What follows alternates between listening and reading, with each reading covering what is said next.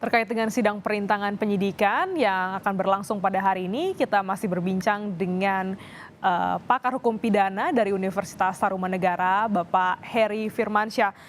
Pak Heri, ini kita diskusi kembali terkait dengan jalannya sidang. Tadi ada cuplikan bagaimana hakim bertanya kepada Verdi Sambo mengapa ia tidak memberitahu Hendra Kurniawan yang jabatannya hanya satu posisi di bawah Verdi Sambo. Jawabannya adalah khawatir begitu ya. Jalannya sidang pada pekan lalu juga cukup panjang, hampir pukul 12 malam begitu untuk selesai. Nah, kira-kira untuk sidang hari ini, apalagi yang perlu diyakinkan atau disajikan, ditanyakan dari para ahli ini untuk bisa meyakinkan hakim dalam perkara ini? Iya, kalau kita berbicara secara pendekatan teori ya, Mbak Glenis ya, bahwa ahli itu tentulah memberikan pendapat hukum untuk membuat terang benderang suatu perkara pidana berdasarkan pengalaman dan pengetahuan yang dia miliki ya. Jadi dalam poin tadi ahli tentunya tidak bicara tentang faktanya. Agar ini dia memberikan keterangan itu ya murni orisinalitasnya adalah berasal dari keilmuan atau pemahamannya dia.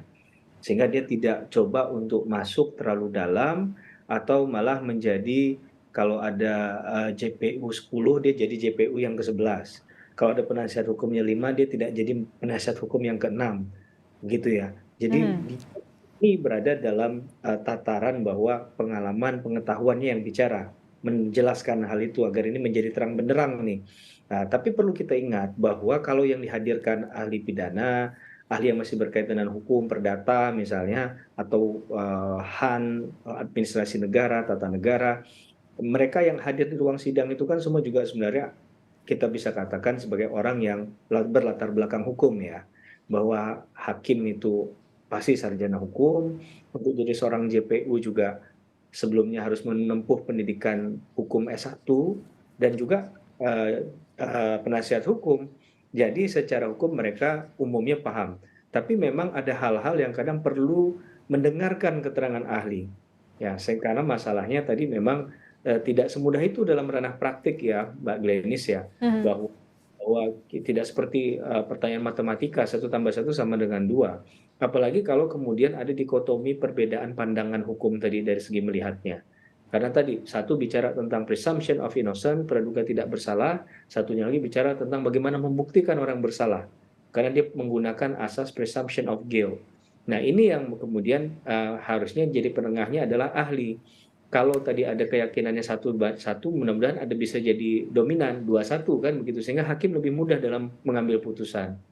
Nah, berkaitan dengan kasus ini misalnya adalah undang-undang ITE, maka akan dilihat unsur-unsurnya tadi.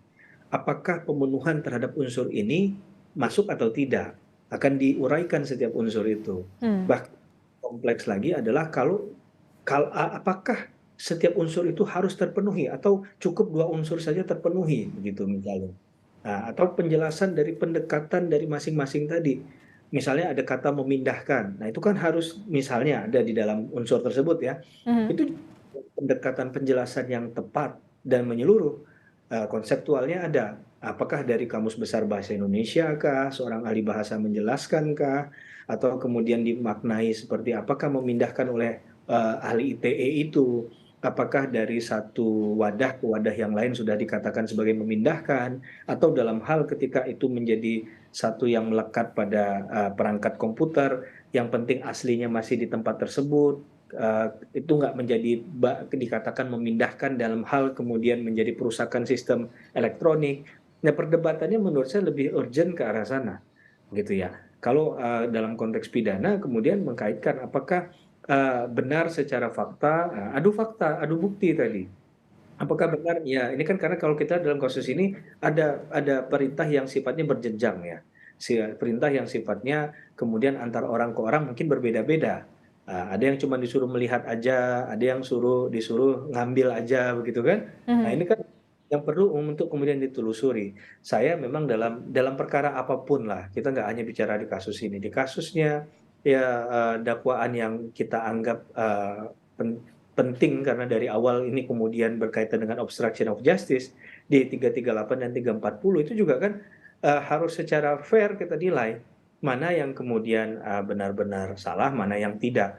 Jangan sampai yang mempertanggungjawabkan itu orang yang tidak bersalah secara pidana. Tapi yang lebih jauh lagi juga kalau orangnya harus bersalah, ya tidak boleh juga kemudian dicari-cari hal untuk kemudian mengatakan bahwa orang ini ya sama sekali tidak bersalah. Ini kan nggak fair juga kan. Jadi Hmm.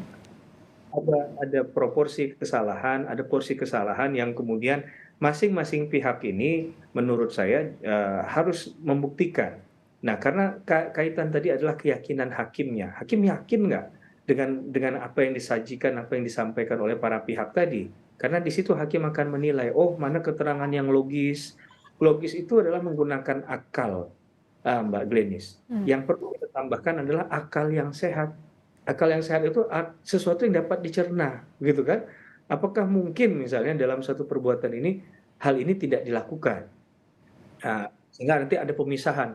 Saya hanya mengamini yang ini, tapi yang ininya tidak. Nah, ini kan harus dinilai, ditakar. Apakah ketika dia mengatakan yes, itu sudah masuk dalam satu konstruksi pemaknaan terhadap semua kegiatan tersebut.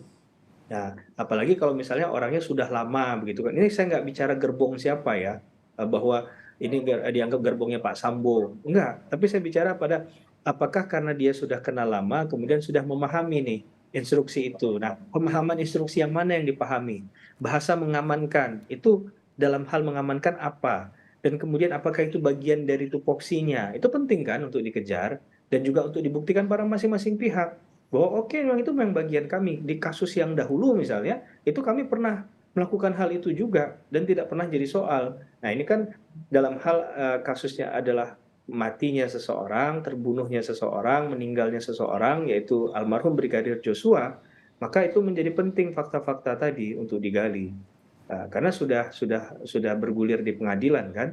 Kira-kira begitu Mbak Glenis. Jadi memang perlu ada pembuktian bagaimana juga melihat peranan dan juga bagaimana unsur pidana ini terpenuhi karena dalam hal ini adalah kasus perintangan penyidikan, ada menghilangkan barang bukti, merusak barang bukti ataupun juga memindahkan.